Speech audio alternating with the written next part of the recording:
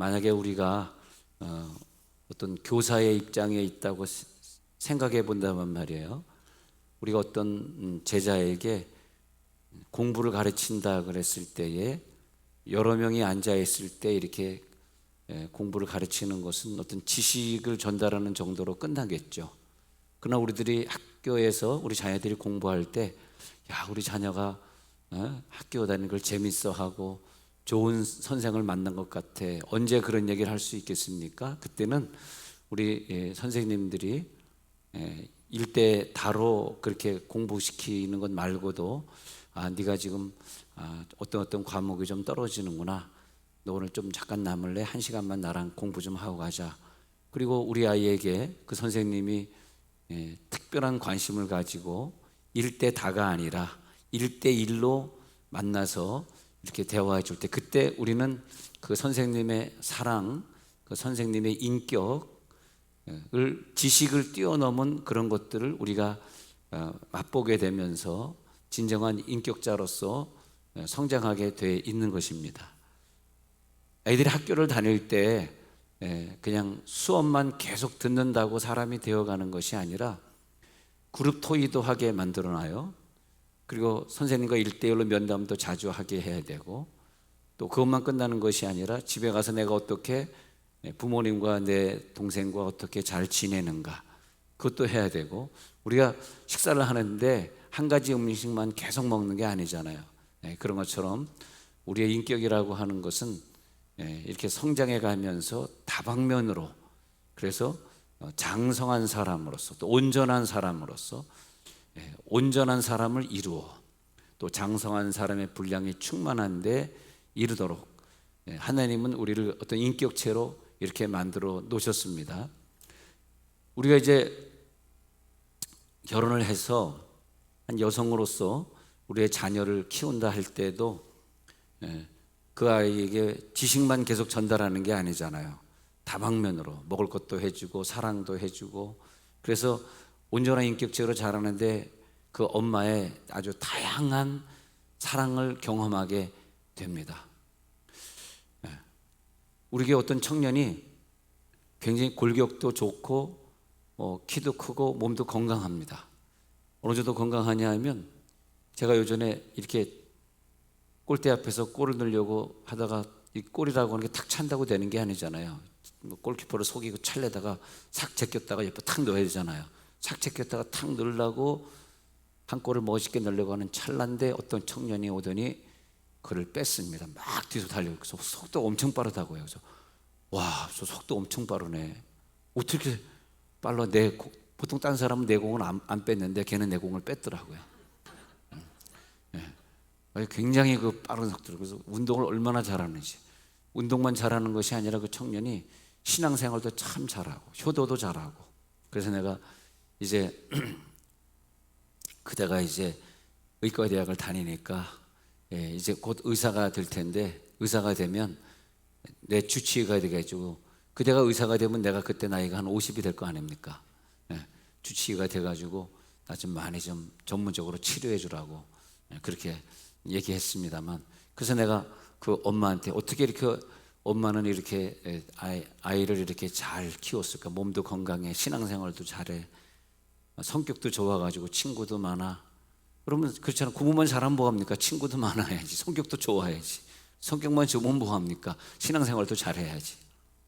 그래서 왜 그런가 했더니, 어렸을 때, 아이를 임신했을 때부터 그 아이가 배 속에 있을 때, 그때 이제 1대1 양육을 한 거예요. 1대1 양육을. 그래서 무슨 1대1 양육이냐 했더니 계속 말씀을 읽어주고 또 찬양 부르고 그러면서 뱃속에 있을 때부터 아이가 잘 이렇게 컸습니다. 그런 아이들 보면 제 마음이 기쁘죠. 야, 하나님이 이 아이를 나중에 의사가 된 다음에 어디에 쓰려고 이렇게 튼튼하고 또 건강한 인격의 사람으로 만들어줘. 그래서 보면 엄마의 그 1대1 관계의 사랑과 그 교육이 참 중요한 것 같습니다. 엄마는 이 자녀를 1대1로 만나게 하잖아요. 그래서 오늘의 감사는 뭐냐 하면 다음 주일 맥주 감사를 한 주간 우리들이 기다리면서 우리 교회 이제 한 37명이 1:1 양육을 이번에 다 졸업했는데 많이 힘들었죠. 뭐 17주간 동안 숙제도 많았고 고생을 하셨는데, 그러나 우리가 은혜 받은 건 뭐냐 하면 우리가 설교 중에 이렇게 그냥 말씀만 듣고 가가지고는 온전한 인격체가 될 수 없어요. 여러분 자녀를 키우시는데 학교 공부만 계속 한다 그래서 걔가 온전한 인격체가 되는 것도 아니죠. 예? 운동도 해야 되고 친구도 사귀어야 되고 그룹 토의도 해봐야 되고 또 선생님도 1:1로 만나야 되는 거 아니에요? 그런 것처럼 신앙생활이라고 하는 게, 제가 말할 때 야, 쟤는 그 성격도 좋고 운동도 잘하고 친구도 많고 어떻게 이렇게 신앙도 좋고 이렇게 얘기할 때는 굉장히 다방면으로 그가 많은 만남들을 통해서 성숙한 것을 말하거든요. 여러분 신앙생활 하실 때 그저 일주일에 한 번 설교 듣고 가는 것으로 만족하시면 절대 안 됩니다. 내 인격이 온전하게 자라는 것이 아닙니다. 그래서 교회 생활에는 많은 분야가 있어요. 그 분야를 우리들이 몇 %까지 내가 감당하고 있느냐. 물론 제일 중요한 것은 하나님 앞에 예배하기 위해서 이렇게 나와서 또 이렇게 지도자의 그 어떤 그 설교를 듣는 게 제일 중요하겠죠. 그러나 그건 말고도 나 혼자 하나님과 1:1로 만나는 시간이 있어야 되는데, 그게 뭐냐면 하나님과 만나는 예배가 있고 또 하나님과 만나는 기도 시간. 여러분 하루에 어느 정도 기도하십니까? 하나님과 만나는 시간이 있습니까? 하나님과 대면하는 시간, 기도 시간. 또 그것뿐만이 아니죠. 나 혼자 짧게라도 또 이제 큐티하면서, 큐티는 콰이어 타임인데 성경을 묵상하면서 여기서 하나님이 나에게 무슨 말씀하시지? 이제는 듣는 시간. 내가 기도했으니까 이제 듣는 시간이 필요하니까 성경 읽으면서, 성경은 또 많이 읽고 듣는데 또 하나님에게 보고하고 하나님께 얘기하는 기도 시간이 적으면은 또 내 인격이 온전히 성장하지를 못합니다. 여러분 지금까지는 안 그러셨더라도 이제 하반기부터는 꼭 매일매일 자기 기도 시간을 갖고 또 그러시길 바라고요. 또 성경 읽으면서 하나님이 나에게 오늘 이 구절을 통해서 무슨 말씀하셨지? 그런 묵상의 시간도 우리들이 가져야 되고요. 그리고 또 예배도 그냥 이렇게 일반적인 예배가 아니라 집회를 많이 와가지고 집회만 안수기도 하고 은혜를 체험하는 집회를 오지 않고서는 수십 년 예배를 드려도 내가 어떤 영적인 세계를 체험할 수가 없습니다. 그렇기 때문에 꼭 막 은사 집회, 은혜 집회를 많이 오셔서 막 자기가 노력을 해야 됩니다. 그래서 우리가 완전한 사람으로 더 변화되고 더 변화되어 가는 거죠. 그래서 1:1의 관계는 하나님과의 그런 관계인데, 또 그 다음에 목장이라고 하는 거, 구역이라고 하는 거, 또 감릭에서 속회라고 하는 것을 만들어 놔가지고 거기서 여러 명 속에서 그룹 활동을 하는 거죠.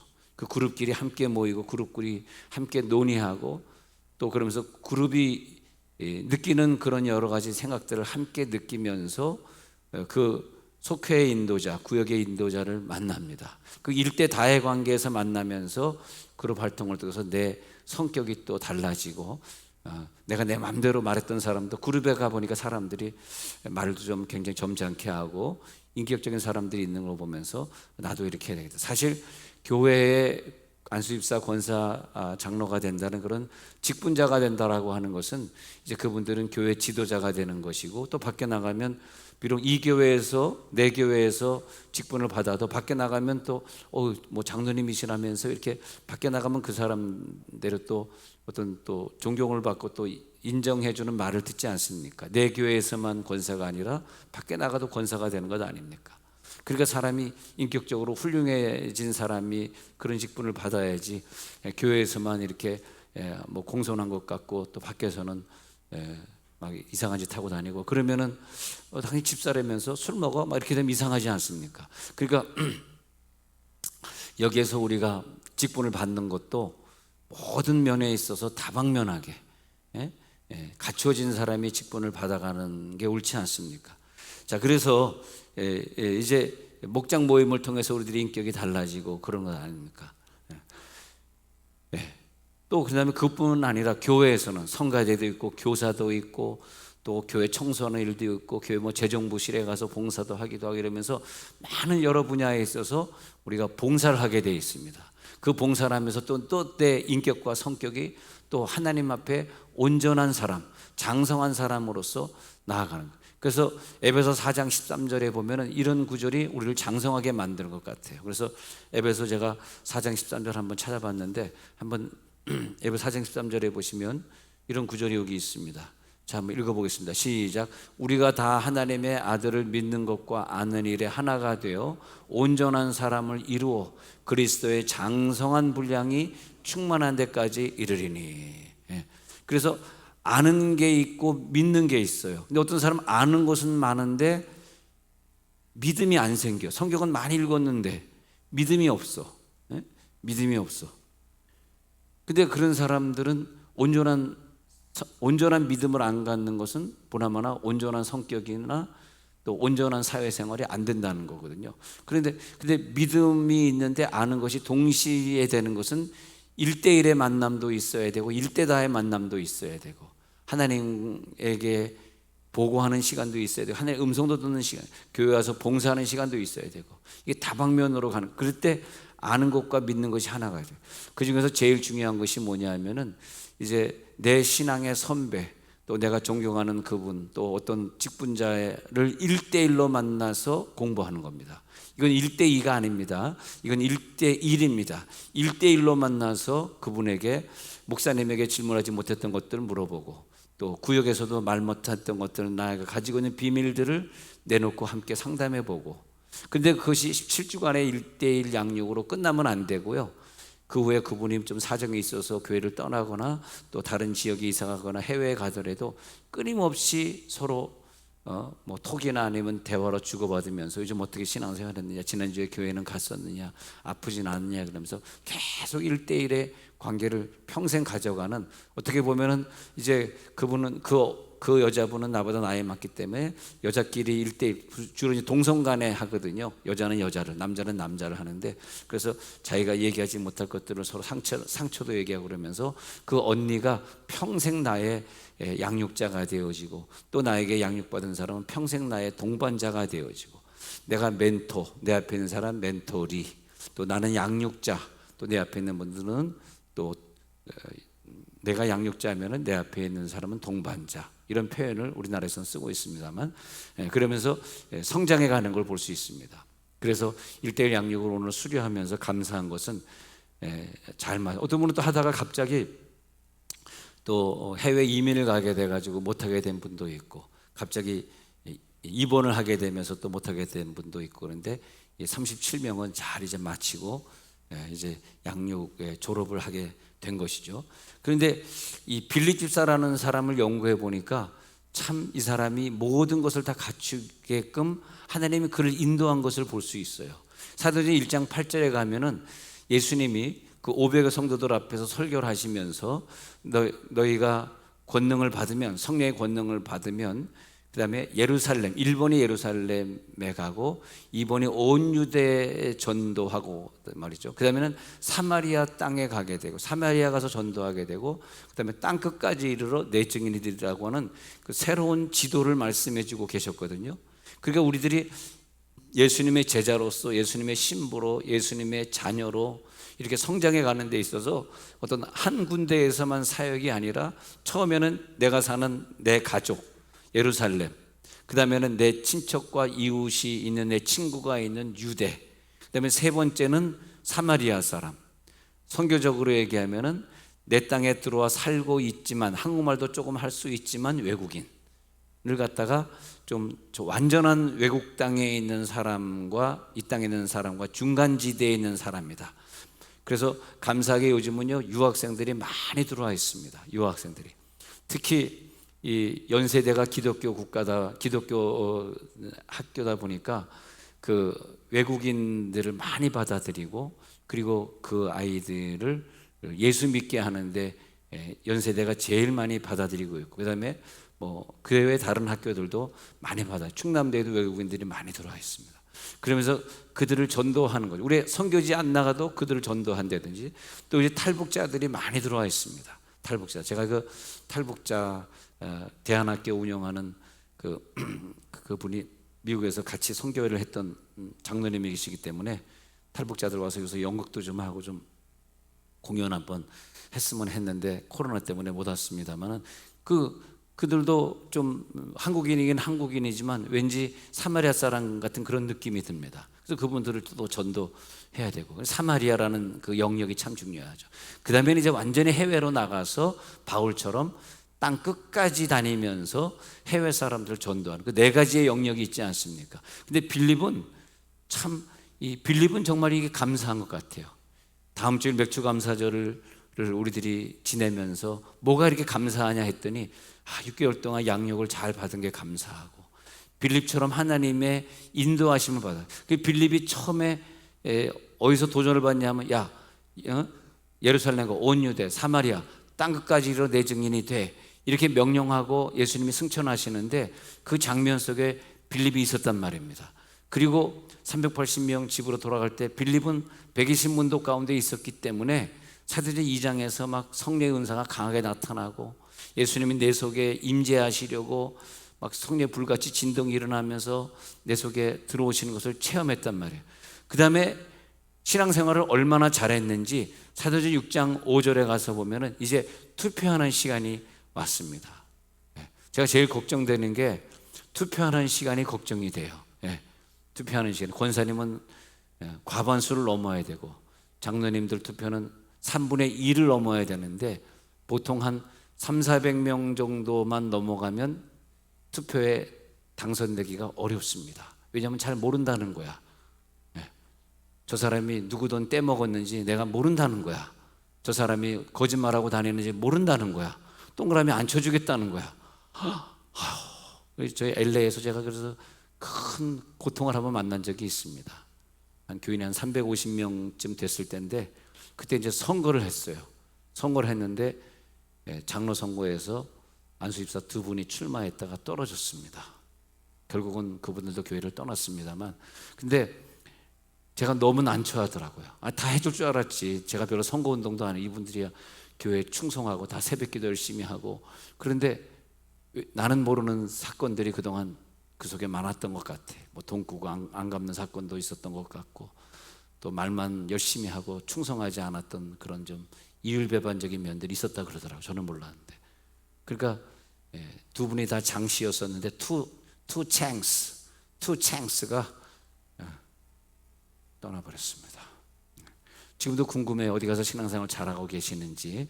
근데 떠나라고 선거하는 게 아니라 남으라고 선거했는데, 그 사정을 잘 모르는 사람은 자꾸 저한테 목사님이 우리 교회는 선거 안 해요.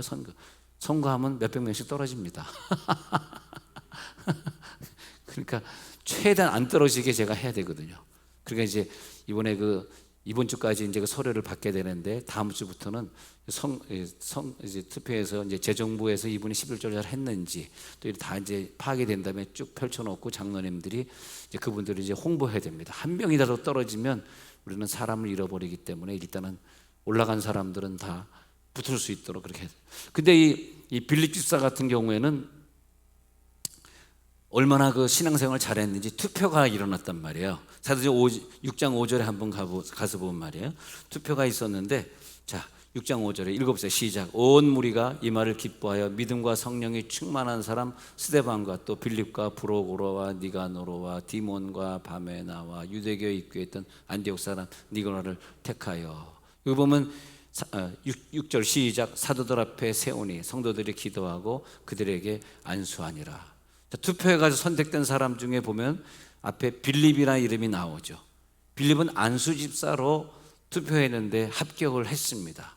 그러니까 이 사람을 가리켜서 어떤 사람들이었냐라고 지금 6장 5절에 가면 이렇게 말하고 있어요. 이 사람들을 기뻐하면서 믿음과 성령이 충만한 사람이었어요. 믿음도 있고 성령도 충만했던 사람입니다. 그 사람들 중에 빌립이 선택되었습니다. 얼마나 감사합니까?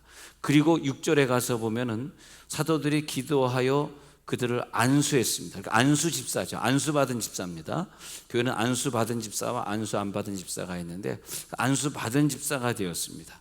그러니까 7절에 그분들 때문에 말씀이 점점 더 왕성해져 가가지고 제자의 수가 더 심히 많아졌어요. 그래가지고 점점점 교회가 크게 부흥하게 되고, 그 다음에 이제 8절부터 내려가서 보면은 그 안수 입사 중에 친구 중에, 빌립의 친구 중에 한 사람이 은혜와 권능이 충만했던 스데반인데 가가지고 막 복음을 전하고, 그 다음에 7장에 가서는 스데반이 설교하고, 그 다음에 설교하다가 돌에 맞아 죽는 장면이 나타납니다. 그것을 보게 됩니다. 빌립이 옆에 있다가 스데반이 설교하다가 돌에 맞아 순교하는 장면을 보게 됩니다. 그 다음에 8장에 넘어가 가지고 8장 2절 봅니다. 8장 2절에 가서 보면, 읽어봅시다. 시작. 경건한 사람들이 스데반을 장사하고 위하여 크게 울더라. 얼마나 많이 울었겠어요. 안수입사로 선택된 스데반. 여러분, 이번에 안수입사로 투표받는 분들은 돌에 맞아 죽을 각오를 할렐루야 하고 교회 충성하시기 바랍니다. 교회 충성하시기 바랍니다. 저는 늘 우리 교회 충성하시는 분들의 샘플을, 여러분은 어떤 샘플을 보고 자랐는지 모르지만 저희 아버지는 늘 내 손을 잡고, 남산 밑에가 집이었어요. 남산에, 서울 남산에 올라가서 늘 저에게 교육을 시켜주셨기 때문에, 1:1 교육을, 제가 1:1 양육을 아버지께 받았기 때문에, 아버지가 교회에서 좀 목사님이 제가 보기에도 참 훌륭하지 못한 목사님, 한 설교 또 하기, 한 설교 또 수십 년 한 설교를 또 하는 거죠. 비슷합니다. 교회 올 때 짧은 치마 입고 오지 마라, 그 얘기는 꼭 하시더라고. 주여, 난 짧은 치마 입은 게 좋더구만.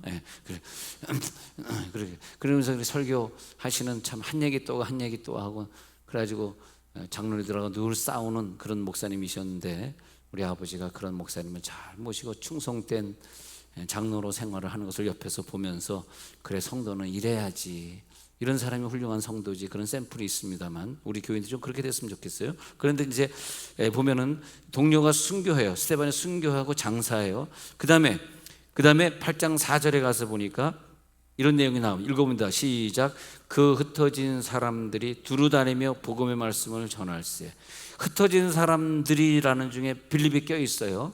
그래서 그 빌립이 껴서 어디로 가니까 5절에 가서 봅니다. 시작. 빌립이 사마리아 성에 내려가 그리스도를 백성에게 전파하니. 드디어 빌립은 아까 처음에 예수님이 1장 8절에서 명령하신 것처럼 처음에는 예루살렘, 그 다음에는 유대, 그 다음에 사마리아 땅, 사마리아 성에 갑니다. 자, 세 번째 단계 빌립이 그대로 실천하고 있습니다. 사마리아 성에 내려, 다른 사람들은 사마리아 성에 가면 돌 던지는 일들이 있어. 서로 이제 싸우는 일, 지금으로 얘기하면 지금 뭐 38선 국경이 있습니다만 그러지 않는다고 생각했을 때 우리가 미운 그 북한 사람들에 가서 전도하겠다는 그런 거나 마찬가지입니다. 물론 지금과 좀 상황은 다릅니다만, 그래서 빌립이 사마리아 성에 내려가 그리스도를 백성에게 전파하는데 성공했어요. 6절에 가서 보니까요, 어떻게 성공했냐 보니까 시작.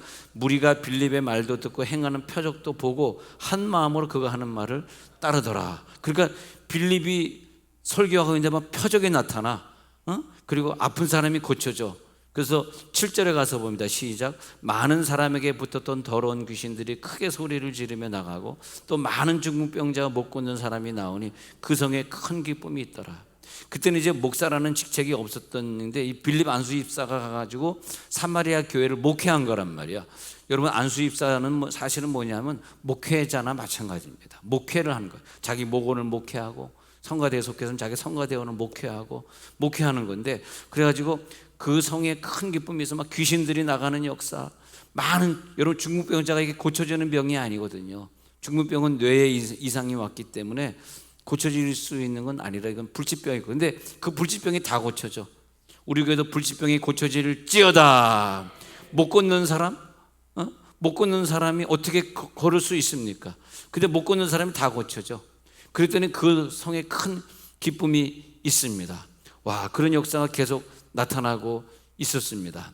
그 다음에 어떤 사람은 그 9절에 가서 보니까 9절에 마술을 행하던 사람을 갖다가, 시몬이 마술을 행하던 사람인데 그것을 보면서 이 12절에 보면 12절에 빌립이 하나님 나라와 미 예수 그리스도의 이름에 관하여 전도함을 그들이 믿고 남녀가 다 세례를 받고, 그래서 11절에 보니까 그 마술에 놀랐는데, 근데 빌립이 나타나니까 아이고 이거 아니구나 해가지고 빌립을 다 따르게 되고 빌립의 전도를 받게 되고 13절에 이제 보면 13절에 보면 시작. 시몬도 믿고 세례를 받은 후에 전심으로 빌립을 따라다니며 그 나타나는 표적과 큰 능력을 보고 놀라니라.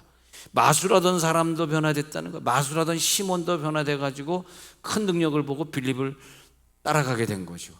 그다음에 빌립 때문에 사마리아가 처음으로 복음화가 되었어.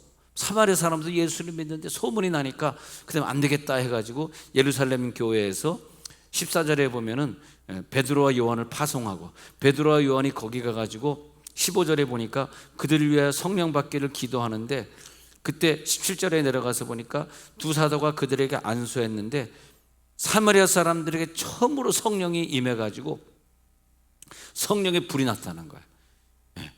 기적이 나타나는 걸 볼 수 있습니다. 그 다음에 쭉 내려갑니다. 그 다음에 내려가서 26절 8장 26절에 가서 그 다음 장면이 뭐냐 하니까 이제 선교의 장면이 나타나는 거예요. 그래가지고 26절에 보니까 천사가 나타나. 그래서 이 1:1 양육에 있어서는 이상하게 아까 보니까요 그 사마리아 성에 내려갈 때는 천사가 나타났다는 말이 없는데 더 중요한 건 뭐냐 1:1 양육의 시간이야. 네가 그동안 사마리아 성에서 성공했지, 네 목회사에 성공했지, 이제 그만 관도해가지고 사임을 시켜버려. 그 다음에 천사가 나타나가지고 그를 갖다가 지시를 하는데 자 보세요. 자 26절에 지시하는 거 들어봅시다. 시작. 주의 사자가 빌립에게 말하 이르되 일어나서 남쪽으로 향하여 예루살렘에서 가사로 내려가는 길까지 가라 하니 그 길은 광야라. 야 빌립아 하면서 천사가 나타나게 명령하기를 이제 됐어. 이제는 사마리아 성은 네가 없어도 잘 돼. 넌 떠나. 그래가지고 빌립에게 명령하기를 한 70km 예루살렘에서 70km로 내려가면은 지도 잠깐 볼까요? 그 70km 내려가면은 그 가사라는 지방이 있어요. 그 근처에 있는 내가 가지고 간다게에게 넷이 간다게를 만나는 장면이 나옵니다.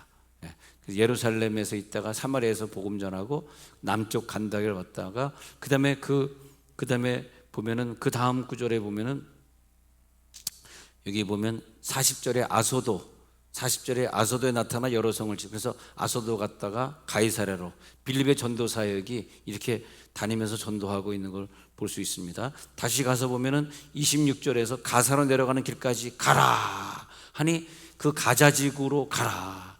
그렇게 되어 있습니다. 그래서 가자지로 갔고요. 그 다음에 그 이디오페 사람 곧 이디오페 왕 간다게 국고를 맡은 관리인 네시가 처음으로 1:1 양육을 받는 장면이 나옵니다. 예배하러 예루살렘에 왔다가 돌아가는데 성경을 읽긴 있는데 잘 이해가 안 돼요. 이게 누구를 가리켜 말하는 거지? 근데 빌립이 나타나서 그거 도살을 자에게 가는 양과 같이 끌려가고 털 깎는 자 앞에는 32절을 갖다 읽고 있었거든요. 근데 이거 누구를 향해서 말하는 것이지? 그럴 때 빌립이 그를 잘 지도해 줘 가지고 그게 바로 예수 그리스도야. 그럼 1:1 양육으로 성공하는 장면이 보입니다.